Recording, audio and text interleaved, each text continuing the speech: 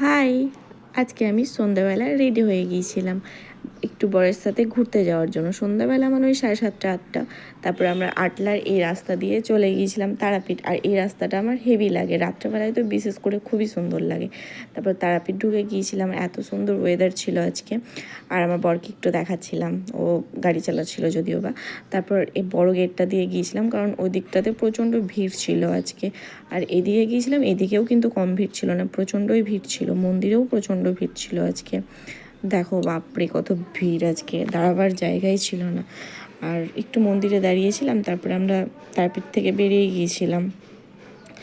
আর ওখানে একটা বিয়ে ছিল, ব্যান্ড পার্টি বাজছিল ওই জন্য। আর তারপর আমরা রামপুরহাটের এই রাস্তাটাকে বেরিয়ে গেলাম এই তারাপীঠের বড় গেটটা দিয়ে। আর তারপর আমরা চলে গিয়েছিলাম রামপুরহাট। আর রামপুরহাটেও আজকে প্রচণ্ড ভিড় ছিল, রাস্তায় জ্যাম লেগে গিয়েছিলো। আর আমরা তারপর গিয়েছিলাম পান্থশালা রেস্টুরেন্ট, আর ওখানে গিয়ে খেয়ে নিয়েছিলাম ছোলা ভাটোরা। এত টেস্টি ছিল, হেভি টেস্টি ছিল। এবার পান্থশালাতেই খেতে যাবো ছোলা ভাটোরা, খুব ভালো লেগেছিলো আমার। তারপর খেয়ে নিয়েছিলাম আইসক্রিম। আর আজকে খেয়েছিলাম বাটারস্কচের। সেই দিন আইসক্রিমটা ফালতু ছিল, আজকেরটা বেশ ভালো ছিল। বাটারস্কচ মানেই হেভি। তারপর পাঁচ মাথার মোড়ের এদিকে বেরিয়ে গিয়েছিলাম আমরা। তারপরে দুজন মিলে গান করতে করতে বাড়ি চলে এলাম। ব্যাস এতটুকুই, বাই, পরে আবার একদিন দেখা হবে।